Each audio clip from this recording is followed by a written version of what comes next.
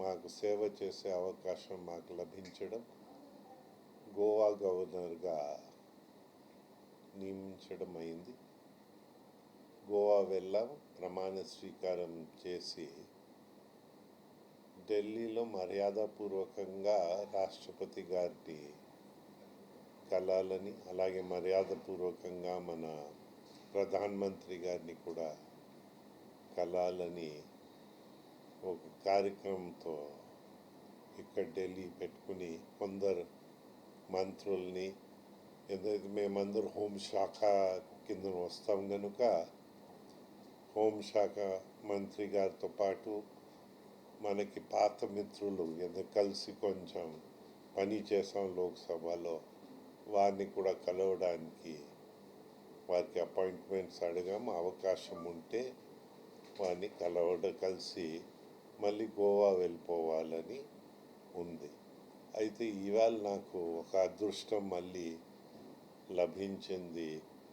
మన బ్రేవ్ హార్ట్స్కి నివాళి అర్పించే అవకాశం మనకి స్వతంత్రం తర్వాత దేశ రక్షణలో మన ఆర్మ్ ఫోర్సెస్లో త్యాగాలు చేసిన పెద్దలు, వారికి ఒక మెమోరియల్ ఇక్కడ ఢిల్లీలో కట్టారు.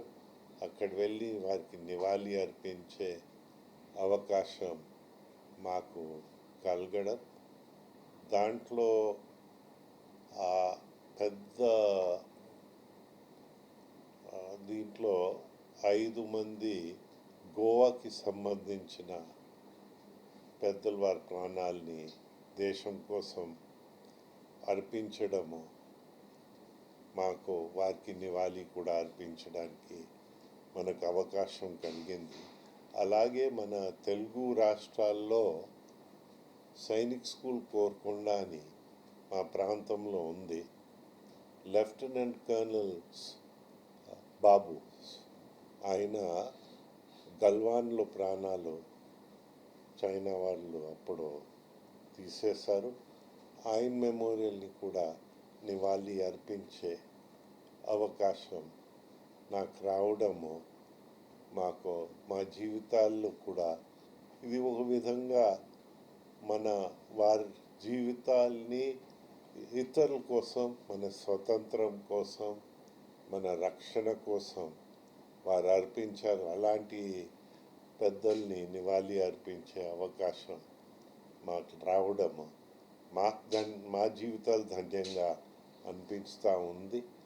దాని తర్వాత ఇప్పుడు రేపు అనుకుంటాను రాష్ట్రపతి గారు అపాయింట్మెంట్స్తో వచ్చారు. వారందరితో ఓసారి మర్యాదపూర్వకంగా కలిసి వెళ్దామని.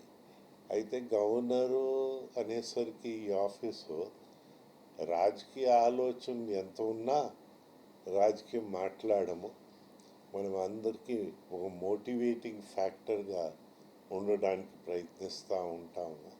ఏదైతే ప్రజలు వారు ప్రభుత్వాల్ని ఎంపిక చేస్తారు, మన రాజ్యాంగాన్ని దృష్టిలో పెట్టుకుని మనం పని చేయాలని మా ఈ సైడ్ కూడా, ఎందుకంటే ఇంతవరకు శాసనసభ, పార్లమెంట్లో, అలాగే రాష్ట్ర ప్రభుత్వాలు, కేంద్ర ప్రభుత్వాల్లో ఆపోజిషన్స్లో కూడా పని చేస్తున్నాం. ఆ ఎక్స్పీరియన్స్తో మనకి ఇక్కడ పనికి వస్తుంది అని నేను అనుకుంటా ఉన్నాను. మనము పెద్ద మనిషి తరగా వ్యవహరించి అందరినీ మోటివేట్ చేయడానికి ప్రయత్నిస్తాం. అందరూ ఇంక్లూడింగ్ ప్రెస్, మీరు మీ బెస్ట్ ఇస్తే దేశానికి మీరు సేవ చేసిన వాళ్ళు అవుతాం. మన దేశాన్ని ఎవరు వెనక్కి ఉంచలేరు.